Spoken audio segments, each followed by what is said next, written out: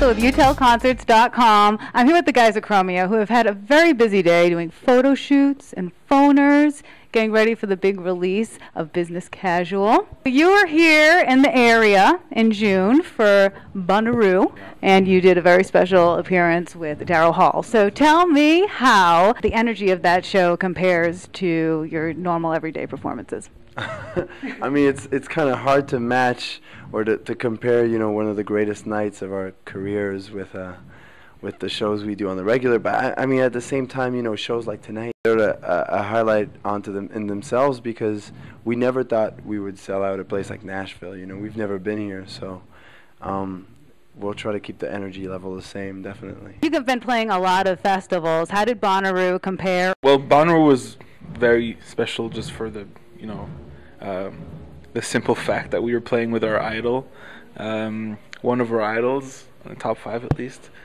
It was just, you know, that event was particular.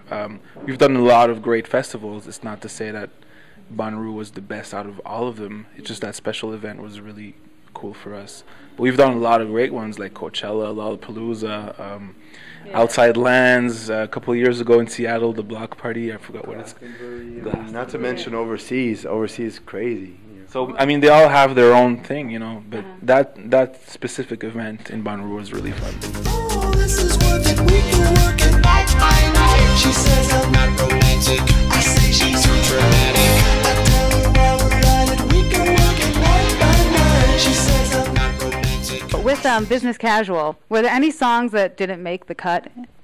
No. I mean, I mean, there's a million demos that didn't make the cut, but when we get from the demo phase to the first stages of actually producing the song, usually it makes the cut. We do the selection very early on in the demo. We know if it's going to happen or not. So, which song on the album took the longest time to actually finalize? I think it's the song "You Make It Rough."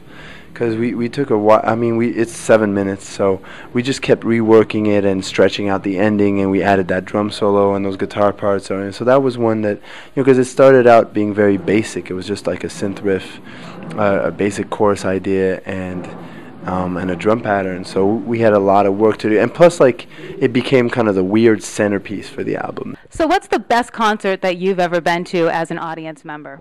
As an audience member,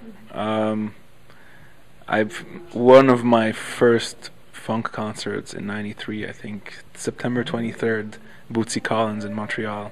Nice. For me, it was Lollapalooza 1994 with Parliament Funkadelic, Tribe Called Quest, and the Beastie Boys. Back in time.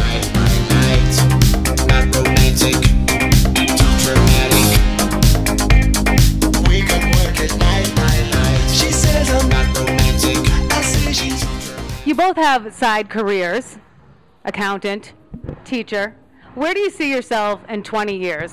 I don't know, maybe still writing songs and producing songs with Dave again and just producing other bands or doing their business management. Nothing wrong with that, though. There's nothing wrong with that. Nothing wrong. It's great. Very smart. What is it? 5% of gross. I don't know. I mean, you know, probably teaching and still keeping music a huge part of my life as well, you know.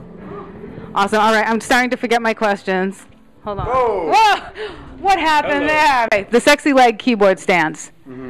How did you come up with that idea? Actually, it's our art director, Surface to Air, who came up with that. And it's based actually on a ZZ Top video. I forget what's the name of the song, but there's a ZZ Top video from the 80s, of course, where they're in space.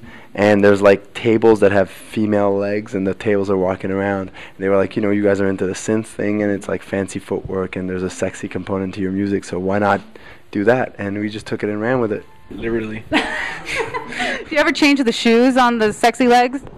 We just had a makeover for the legs for this tour. Okay. But we don't change them regularly. Okay. Just once. All right, because I was going to say, I have a great pair of pumps. When they start getting funky, we change the shoes. Favorite YouTube video right now? Favorite YouTube video? Yeah. Speaking of ZZ Top, there's that crazy drummer in this cover band with a crazy drummer who does all kinds of tricks. Oh, he's great. I just put him on the blog. Yeah. I never thought I would like a CeeLo song in my life. I never thought I would like a CeeLo song. Like, I'm really not a fan of anything he did, but I mean, I respect the dude, but I just never liked the music. But that song is great. It's genius. The video is genius. You get a 2 thumbs up from the Chromeos on that one, man. I do love Goody Mob though. Huge Goody Mob fan. All right, I want you to give your sales pitch to all your fans out there why they should buy the album. Go. Because it's alright. It's good. Speaks for itself. Do you want this guy showing up at your house at 3 in the morning? How did you feel about that? And girls, I'm not talking about in that context. And he's gonna bring 50 Cent, Tony Yayo, Lloyd Banks, knocking on your door. Where's that Chromeo record? You better go get it. Not romantic, too dramatic. We can work it night. She says I'm not romantic. I say she's too dramatic. Hey, this is P This is Dave from Chromeo. Thanks for checking us out. on youtellconcerts.com. Because when you tell concerts, It's cooler.